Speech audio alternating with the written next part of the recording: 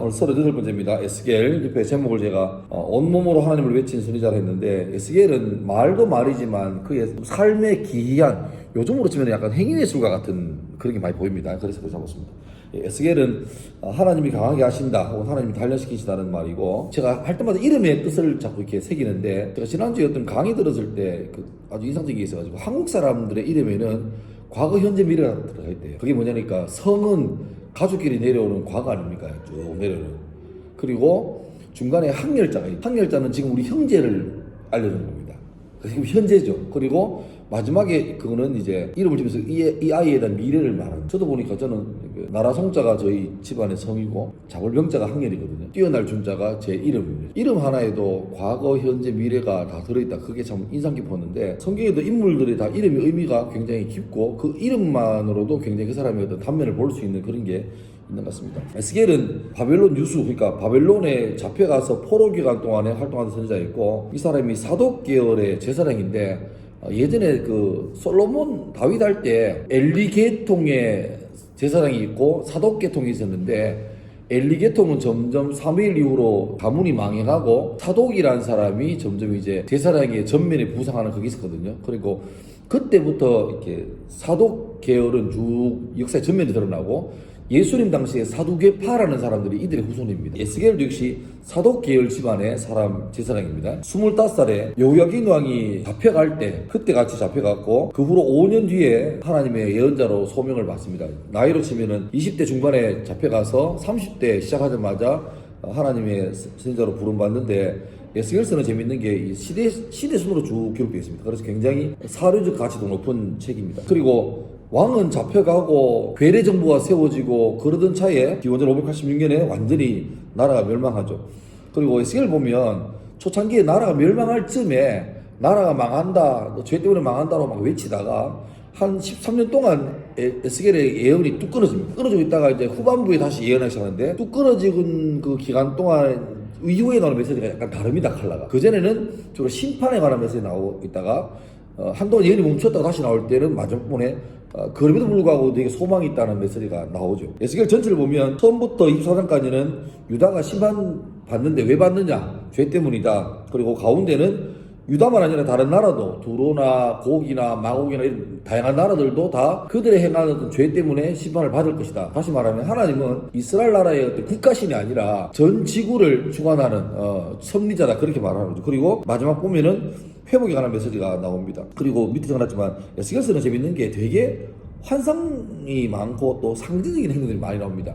맨 처음에 하늘이 열리면서 에스겔이 그발 강가라는 강가에서 있을 때 첫 경험을 하는데, 하늘이 열리면서 하나님의 어떤 임재를 보게 되는데, 또 성경 보시면 이상한 표현이 많이 나옵니다. 수레가 있는데 수레 안에 또 수레가 있어가지고 이 수레가 바깥의 수레하고 안쪽 수레가 따로따로 돌아가는데 이게 전후좌우로 자유롭게 움직인다. 최근에 보니까 최근 사람이 이걸 보고 에스겔이 UFO를 봤다 뭐 이런 말 합니다. 그러니까 물리학을 뛰어넘는, 관성도 이렇게 뛰어넘는 이게 자율자재로 움직이는 그게 벌써 에스겔이 봤다. 근데 또 그래 보면 또 그래 보입니다. 근데 에스겔은 자기가 환상을 기록했기 때문에 이게 뭔지 모르죠. 만약에 사도 요한이 2000년 전에 환상 가운데 비행기를 봤다면 아마 그가 기록할 때 한계가 있는 거죠. 하늘 나는 큰 새가 있다 이럴 거죠. 근데 그게 이제 이루어지고 나면 이 비행기를 말하는 건 아는데, 이루어지기 전까지는 이게 모르는 거예요. 그래서 수많은 다이브 이단들이 많이 생기는 주로 요한 계시록을 해석하다가 많이 생깁니다. 이루어지고 나면 이거구나 답이 나오는데, 그 전까지는 뭐 추측인 거죠. 갖다 맞추는 게 많기 때문에 잘못 들어갈 확률이 높다. 근데 에스겔은 굉장히 많은 상징적인 행동들로 많이 나오고, 또 수시로 하나님께서, 하나님의 영이 에스겔을 이끌고 갔다는 표현이 많이 나오는데 굉장히 영적으로 깊은, 그래서 간혹 가다가 다니엘도 그렇지만 에스겔도 어떤 환상을 보고 나면 한 며칠을 몸살 못 깨어납니다. 그러니까 그 정도로 영적인 일로 굉장히 이렇게 에너지를 많이 쓰는 일입니다. 그러니까 제가 만약에 집회 가서 기도 인도하고 나면 그렇게 힘들어요. 솔직히 요즘 같으면 집회 갈 때 부탁하죠. 설교를 뭐 한 90분 해달라 그러면 하고 기도회를 해달라 그러는데, 어떤 분들은 저한테 기도회를 2시간씩 해달랍니다.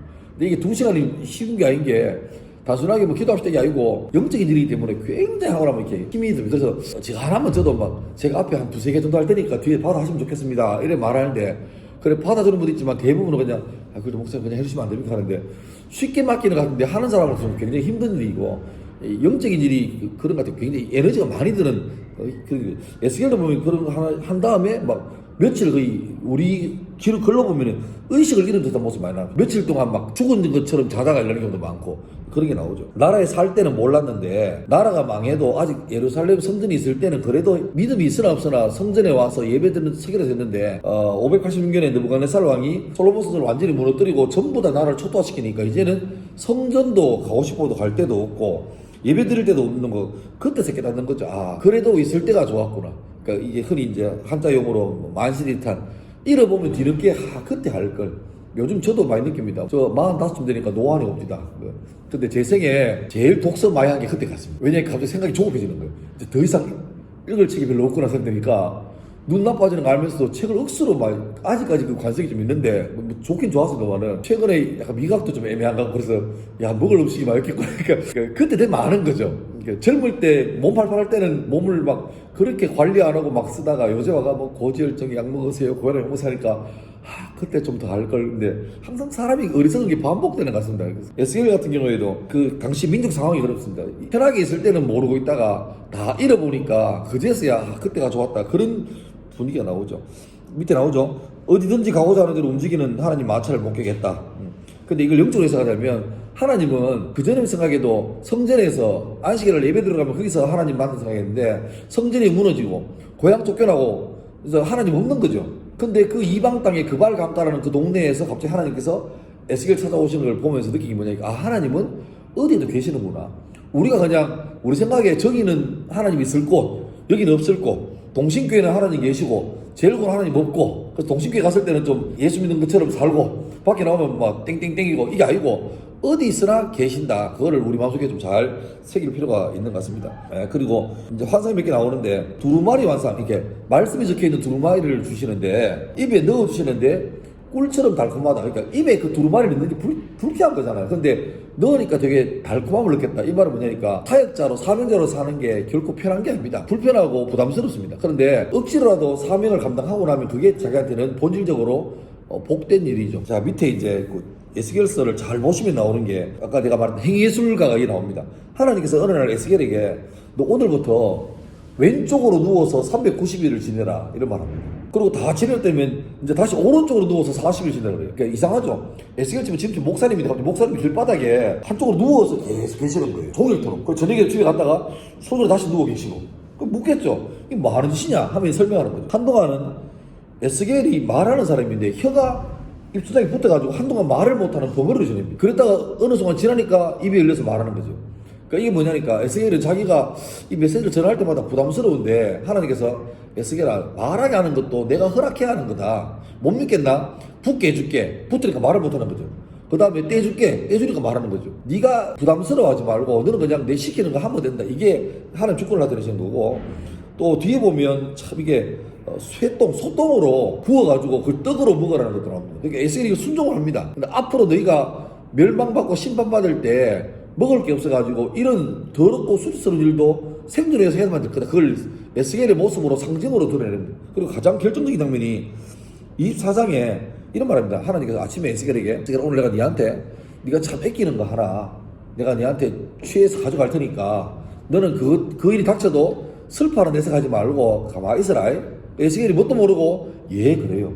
근데 그날 자기 마누라가 죽습니다. 근데 에스겔이 자기 부인이 죽은 장례를 치면서도 에스겔이 하나님의 뜻 말이 기억나가지고 장례 기간 내내 눈물 흘리지도 않고 슬퍼하지도 않습니다. 이게 인간적으로 참 어렵잖아요. 근데 에스겔은 자기 삶으로 이걸 드러내는 거예요. 지금 너희 당한 상황이 가장 아끼는 부인이 죽어가는 이 상황 같은데도 너희는 지금 전혀 깨닫지도 못하고 무감각한 상황이다. 이걸 그냥 에스겔의 삶으로 드러내 보여주는 거죠. 근데 이걸 상징으로 보는 이스라엘 백성이 그렇구나 싶은데 거기에 교보제로 쓰임받은 에스겔은 참 기가 막힌 일이 아닙니까? 이게 뭐 행복하지 않고 왜 다른 사람하지 내한테 해야 됩니까? 근데 어차피 이게 이제 선지자의 숙명 같은 사명 같은 그런 겁니다.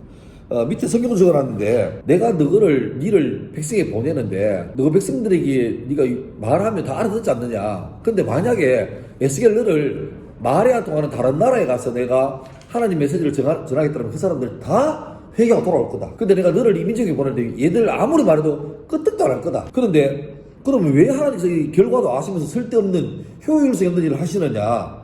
왜냐하니까 한마디로 말하면 너는 이 민족의 어떤 영적인 바로메타라는 거예요. 아무리 회개 안 하고 회개할 마음도 없다 할지라도 니는 할 말 해라. 그러면 네가 할 말 함으로 말해서 듣는데 듣고 회개 안 하고는 그 사람 책임이지만 회개하면 회개한 것 때문에 그 사람은 살 것이고 너는 괜찮다. 그런데 듣고도 회개 안 하면 회개 안 한 그 사람에게 내가 책임을 물을 거다. 근데 네가 만약에 안 듣는다고 말을 안 해버리면 회개 안 한 사람은 회개 안 한 것 때문에 죽겠지만 니도 책임이 있다. 그러니까 너는 변화를 하든지 말든지 결과 신경 쓰지 말고 네 할 일은 해라. 그렇게 말합니다. 그리고 마지막에 33장 보시면 이런 말 나오죠. 그 말이 응하리니 응할 때에는 그들이 한 선지자가 자기 가운데 있었음을 알리라.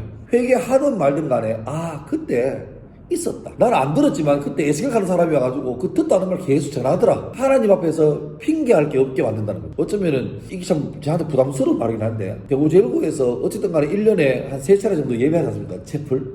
그리고 금요일마다 애들 모여서 예배하는데 그때마다 제가 그들 눈높이에 맞추지만 나름대로 하나님 말씀을 전합니다.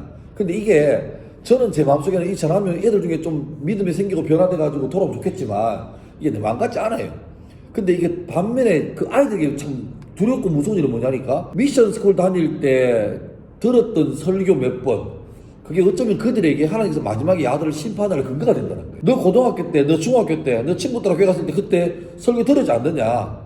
근데 왜 그때 들어놓고 회개하지 않았느냐? 이게 된다는 거죠. 그러니까 제 입장에서는 듣든 안 듣든 간에 굉장히 부담스럽게 진중하게 살아야 될 책임이 있는 거고 또 하면서 기도하는 마음속에 하나님 제발 한 말씀이라도 얘들이 듣고 마음에 새겨지도록 도와주십시오. 그런 기도를 하게 되는 거죠. 여상에서 올해 교목하면서 제일 보람스러웠던 장면이 그겁니다. 졸업한 지 몇 년 되는 애가 전화 와가지고 자기가 지금 현재 어느 교회 청년부로 다닌다는 건데 그 친구가 학교 예배 드릴 때 늘 왔거든요. 왔는데 친구 따라와가지고 그냥 재밌게 갔는데 그때는 부담스러웠대요. 근데 자기가 취업하고 대학 다니고 가다 보니까 주변에서 계속 전도하는 사람 많아가지고 그래가지고 막 마지못해서 교회 몇 번 따라가고 갔다가 그게 2번 되고 3번 되고 지금 어느 교회 다니고 있는데 그러다가 이제 예배드리면서 은혜 받고 이제 깨닫고 보니까 하나님이 날 이 교회 복음으로 부르시려고 얼마나 애썼는지가 보이는 거고 그걸 쭉 따라가다 보니까 자기 주변에 아주 어릴 때부터 예수를 전하는 사람이 많았다는 거예요. 근데 그를 찾다가 고등학교 때 목사였던 나를 기억해내는 거예요. 그래서 한 10년 만에 전화 와가지고 목사 식사 한번 해요. 그래가지고 만날 때 저도 전혀 예상 밖인데 그게 너무너무 감사한 거죠. 그 천만다행인 거고 천만다행. 성도의 존재 이유는 효과가 있든 간에 영적인 파수꾼으로 자리 지켜야 됩니다. 파수꾼이 원수가 쳐들어올 때 그 비상나팔을 불잖아요. 안 불면은 자기 책임입니다. 근데 불어서 불구하고 안에 그걸 들은 사람이 이거 설마 뭐 늑대 그 소년처럼 진짜 맞겠나 하고 준비 안 하고 죽으면 그 사람 책임이죠. 그러니까 성도는 있어야 할 자리를 지키는 게 되게 중요합니다. 그러니까 해야 할 말하고 있어야 될 자리를 잊고 해야 할 행동을 하는 것. 그러니까 뭐 답다죠.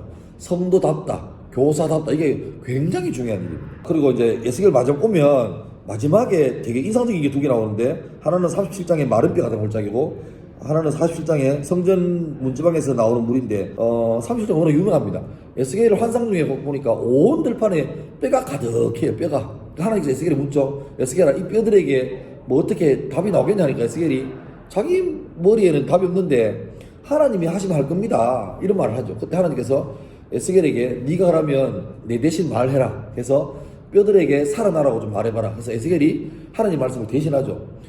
생기야 사방에서 와서 이 뼈들에게 붙어 살게 하라. 그 말 하니까 뼈와 뼈가 이어지고 뼈에서 힘줄이 덮이고 살이 덮이더니만 큰 무리가 되고 마지막에 생명이란 말은 그 영혼이란 말과 똑같습니다. 루아흐라는데 이게 불어와서 그들이 들어가니까 그들이 큰 군대가 된다. 그러니까 뼈들로만 가득한 것하고 시간 지나서 거대한 군대가 되는 것. 이게 앞으로 이스라엘 현재 상황은 마른 뼈 같은 전혀 소망 없고 답이 없는 상황인데 앞으로 회복되면 이들에게 큰 군인이 될 거다. 군대가 될 거다. 그게 이스라엘 회복에 관한 소망인 거죠. 그건 저도 청년 때 참 많이 설교했던 내용입니다.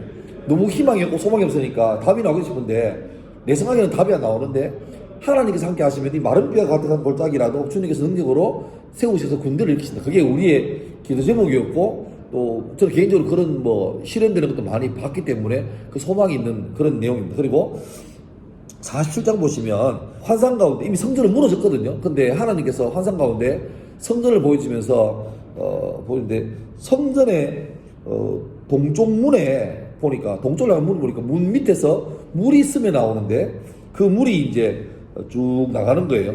동쪽 문으로 흘러나가는데 에스겔이 급하게 북쪽 문으로 돌아나가지고 가보니까 동쪽 문에서 흘러나오는 물이 쫄쫄쫄 흐르다가 점점 물이 커지는 거예요. 그래서 맨 처음에는 그 물에 가보니까 발목까지 찰방찰방 잠기고 얼마 더 걸어가 보니까 무릎까지 오고 나중에 허리까지 오고 나중에는 능이 헤엄쳐서 건너갈 큰 강이 됩니다. 그리고 그 강이 흘러서 아라바 바다까지 사해 바다거든요. 들어가는데 놀라운 거는 그 강이 흘러가는 양쪽에 그 유실수가 쫙 올라오는데 열매를 너무너무 많이 맺고 사해 바다가 말 그대로 죽은 바다예요. 죽은 바다. 못 사는 생물이 못 사는 곳인데 그 사해 바다에 그 물이 흘러가니까 물이 바뀌는 거예요. 그래서 거기에 물고기들이 뛰어돌고 어부들이 거기서 고기를 잡고 이런 죽음의 바다가 생명력이 약동하는 바다로 바뀌는 것을 보게 되면서 앞으로 이게 너희들이 맞이할 최후가 될 거다. 그러니까 기독교 역사관은 이겁니다. 하나님께서 맨 처음에 에덴을 만들었을 때 제일 좋았거든요. 근데 점점 이렇게 안 좋아져 가요. 그리고 마무리에 찌그러지고 하나님이 심판하시고 난 다음에 새롭게 회복되는 그게 바로 그 기독교 용어로 신천신지입니다. 신천지가 그 말을 가지고 온 거예요. 새로운 하늘과 새로운 땅. 회복, 그러니까 이 땅은 회복이 없습니다. 점점 찌그러져 갑니다. 그러니까 현대 과학에서는 그 유토피아라고 하죠. 과학이 발달하고 문명이 발달하면 병도 회복하고 이래가지고 점점 인간이 좋아질 거라고 하는데 이게 가장 발달한 때가 19세기거든요. 19세기에 과학 문명이 발달하고 산업혁명으로 인간이 누리지 못한 걸 누리게 되니까 그때 사람들은 천국 필요 없다. 이 땅에 천국이 이루어질 거다라고 말했습니다. 심지어 성경도 그때 다 무시했습니다. 나중에 뭐 주님이 심판 이런 거 없고 이 땅에 천국이 될 거다라고 말했는데 20세기 들어오자마자 그 놀라운 기대가 산산이 깨어져 버린 사건 두 개 있어요. 세계 1차 대전, 2차 대전. 그러니까 인간이 무궁무진하게 과학이 발달하고 끝도 없이 폭주하는데 문제는 기술은 발전하는데 인간의 죄성이 회복이 안 되니까 결국 그 인간들이 만들어 놓은 게 유토피아가 아니라 몇 천만을 죽이는 세계 대전을 만들어 놓은 거예요. 그때 다시 신학이 확 바뀝니다. 아, 이 땅이 유토피아가 아니고 주님께서 마련해야 될 게 있구나. 지금도 우리는 그런 메시지를 받죠. 앞으로 계속 좋아집니다. 희망이 있습니다. 라는데 기독교인들은 비관적이란 말이에요. 이거 하나님께서 하신 말씀 믿어야 됩니다. 이 역사는 아무리 우리가 애쓰지만 인간의 죄성 자체는 답이 안 나옵니다. 점점 찌그러져 갑니다. 가다가 마지막에 심판하시고 하나님께서 회복하시는 새로운 나라가, 그러니까 에스겔 37장이나 47장 같은 이런 게 이제 이루어지는 거죠. 이게 우리가 진짜 바라야 돼요. 그러니까 이 땅에 살면서 이 땅이 망하길 바라면 안 됩니다. 주님 제발 내 때문에 더 심판이 늦어지게 도와주십시오라고 말하지만 그래도 인정해야 될 거는 그러면서 역사는 계속 흘러서 결국 하나님의 심판을 맞이할 거고 그때 우리가 믿음을 가지고 있다면 그 회복되는 새로운 하늘과 땅에서 우리가 새로운 삶을 살 거다. 그게 우리의 희망이 되어야 될 겁니다. 온몸으로, 그러니까 어쩌면 에스겔은 참 힘들 때 태어나가지고 너무너무 자기의 일상도 많이 힘들었습니다. 진짜 나는 에스겔처럼 안 산 게 천만 다행 같아요. 내가 목사한다고 부인 죽는데 곡도 못하고 오른쪽 누워서 1년 반을 지내고 이거는 못할 짓입니다. 근데 에스겔 한 사람이 그렇게 순종함으로 말미암아 하나님께서 장차 이루시려고 하는, 그러니까 어둠이 있으니까 빛이 더 드러나는 것처럼 에스겔이 온몸으로 하나님의 삶을 이렇게 표현한 덕에 그래도 그 시대 가운데 몇 사람은 하나님께로 돌아왔고 또 면면이 흘러서 그 소망의 예언이 지금까지 남아있는 것이죠. 아무쪼록 학교가 만만치 않고 쉽지 않고 또 학교만 아니라 살아가는 우리 대한민국도 그렇고 뭐 우리 삶 자체가 개인적으로도 건강의 문제나 여러 가지 심리적인 마음의 문제도 많이 있는데 그래도 오늘 가장 기억해야 될 거는 하나님께서 성도가 있어야 될 자리에 있길 바라시고 해야 될 일을 하길 바라신다. 그걸 딱 기억하시고 에스겔이 그렇게 살아왔고 우리 또한 그렇게 살아갈 책임과 어떤 의무를 받은 사람으로서 이번 한 주도 남은 한 주도 잘 버티시고 또 삶도 그렇게 잘 실패하더라도 실패하면 다시 이제 업고 새로 회개하면 되니까 포기하지 말고 한 걸음 한 걸음 걸어나갈 수 있는 여러분 될 수 있기를 주님으로 축원합니다. 기도하겠습니다.